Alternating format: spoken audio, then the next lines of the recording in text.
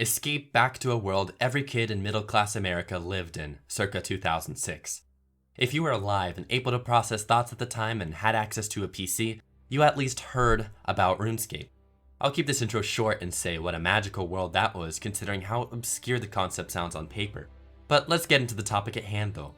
Bob. Who is this mysterious beast? Forever we've been painted the image that he is a humble axe and hatchet salesman just down in Lumbridge. He lives a simple life, closed and perhaps even a little racist. But what else is to be expected out of a man who has only ever lived in what was once the starting hub of Lumbridge? He's just making his own living, selling the average new player some low-grade but good axes that get the job done at Bob's Brilliant Axes. He even has an ad or two if you look out for the flyers. Tell him Bob sent ya. But contrary to the inventory of his wares, Bob is actually quite proficient in repairing armor. That's right, the Bob every player's learned to love will even do us a service for a fair price. Fair is subjective of course, but the man needs to pay the bills and the costs of repairing the armor cut him some slack. What kind of armor do you expect Bob, the average citizen, to be able to repair? Fix up some iron, maybe steel plate bodies? Put your hatchet back together? How about fix the armor of 6 undead warriors who fought for the god Saradomin and the God Wars? Or repair the treasured level 90 weapons dropped by the Kalphite King, once the toughest boss in RuneScape that required large groups of players to best. Even today he can fix up seismic ones worth hundreds of millions dropped only by Vorago, a powerful entity that completely changed the geography of RuneScape. How can it be that the average handyman residing in Lumbridge can repair gear from the toughest warriors, monsters, and the gods themselves? I'd like to point out that the only other people to encounter all of these daunting enemies, the Barrows brothers, the Kalphite King, Nex, Vorago, Araxi, and enter the Monastery of Ascension, is the player character. Correct me if I'm wrong, but I can't think of an NPC who's had any grand adventure that encompasses this wide a bestiary. Yet Bob is always able to fix up anything from these ominous opponents. He's pretty wealthy too after all of this. A full seismic wand repair is 3 million gold pieces.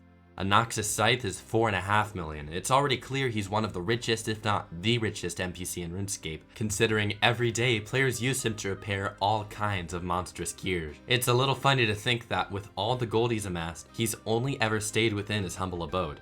Maybe he really is just a good guy and there's no net profit for him, with prices evenly matching the supplies to make them. But even so, we have to consider he's gotten the resources and ability to repair the gear.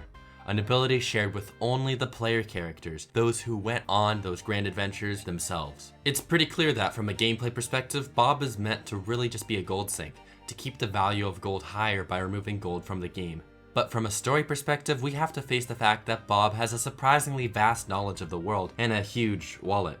Like I said, it's easy to believe that Bob is just a gold sink. But Jagex, in spite of all their misdirections in the past, have always managed to keep strong and engaging stories, I believe. Unexpected ones at that, and I think Bob's unlikely prowess in spite of his situation is a good enough reason to raise a few theories. Come on Jagex, can't we have Bob with gods and some quests? Hear me out. To really show how much our old Bob could impact the world, we have to take a step back and look at some ancient history. Back into the time of the Elder Gods, and look at the Stone of Joss. The Elder Gods created 12 artifacts to aid them in their creation of the world. These are so powerful that just by being near one, godhood can be attained. And of the 12, the Stone of Joss is the most powerful, with the Elder Gods recreating it 10 times until they were happy with the current final draft. This stone created worlds, including the very world of Gielinor, where RuneScape is played. The Elder Gods left these artifacts behind in the worlds they created, causing newer gods like Saradomin or Skargaroth to search for them since the artifacts had immense power, even leading to God Wars in the future to come. Skargaroth had attained godhood from the sword, another Elder artifact, and Guthix later took the sword from Skargaroth and slayed him with it, allowing Guthix to attain godhood and travel to Gielinor. This is because merely cutting with the sword opened gateways to new worlds. Keep this sword in mind for now, it's important. But we have to briefly dive a little deeper into the history of the stone. And for this, I'm seeking out the help of SwankyBox, another great YouTuber you should check out. In the first stage, Guthix found the stone and used it to bring life to Gielinor while further amplifying his divine powers. After bringing life to the planet, he wished to be forgotten, so he slumbered down in the planet with the hidden away stone, ending the first age. The second age comes, and V, a Fremennik seer, finds the stone and begins to construct runecrafting altars. Afterward, it was taken to Kefski, another world, until Dragonkin found it, took it, and put Kefski in ruins. Zamorak then gets the stone and uses it to try to plot against Zeros, whom he wishes to usurp. Zeros is a god, by the way, and so this would allow Zamorak to become a god. This trend is important to notice in RuneScape mythos. Typically, by overthrowing gods, the usurper becomes godlike themselves.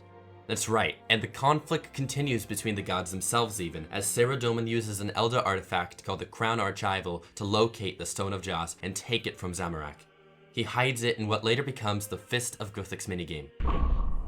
In the Third Age, Zamorak gets a hold of the Stone of Joss in the God Wars, and destroys Forinthi in the process, causing the wilderness to be the desolate place it is now. Guthix then notices a discrepancy in the Anima Mundi, so he woke up from his slumber, created some edicts, banished the gods, and allotted guardians across Gielinor. Guthix brought the stone to an ancient temple to be protected and made a special guard for the stone, in particular, a balance elemental. In the Fourth Age, the stone's location is unknown. It's possible that it was in Mauritania, as there are Dayalt veins there, or it could have been in the ancient cavern. As it stands, there's not enough information to conclude what went on with the stone in this particular era. You follow me, camera guy? It's a lot to take in, but Bob will tie in soon enough.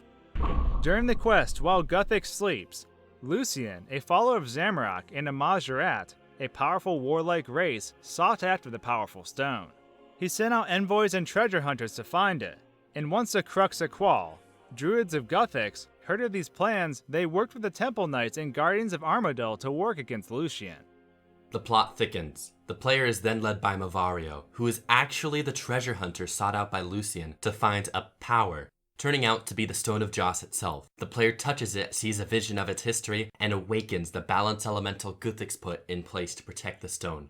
Having to kill it, the stone is no longer secured. Lucian swoops in and brings it to the north in an effort to ascend the Majorat race and bring himself to godhood.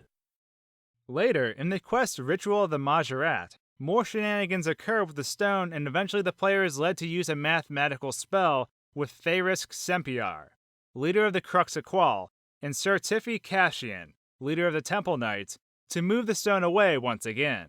Each member of the trio has a different coordinate in mind, and based on the player's decision, the stone teleports to one of 5 locations. Specifically, the stone could end up within a cave near the Barrows, by Guthix's cave, underneath the Senior Crandor, by Trollheim, or under the Temple of Lost Ancients. Come the 6th Age, Guthix is murdered by Slisk, another powerful Majorat. He keeps the stone and offers it as a prize for a tournament, or something like that. Later, Zamorak works along with the player to try and get it back. We find it beneath the Barrows, but Slisk teleports it away yet again. So, as for now, the current location of the stone is unknown. It has a long and bloody history, as you have seen, but I believe finally dealing with it once and for all and ending this game of hide-and-seek between various keepers is tied in deep roots with the sword. The same sword Guthix used to achieve godhood, get to Gielinor, and get the stone in the first place. Currently, the sword is shattered and lies in the entryway to Guthix's chambers. Elder artifacts have been broken before, and according to Maud Osborne, an elder god could repair this artifact. But what if, use your imagination here, Bob could repair that elder artifact? Bob may not be an elder god, as far as I know, but as the lore of this game has shown, mortals have done things thought only possible by those who are immortal. Bob's talents go far beyond what anyone would expect of the average Lumbridge resident. He has and continues to repair weapons from the gods on a regular basis. Just imagine a quest where you retrieve the shards of this blade for Bob to repair it.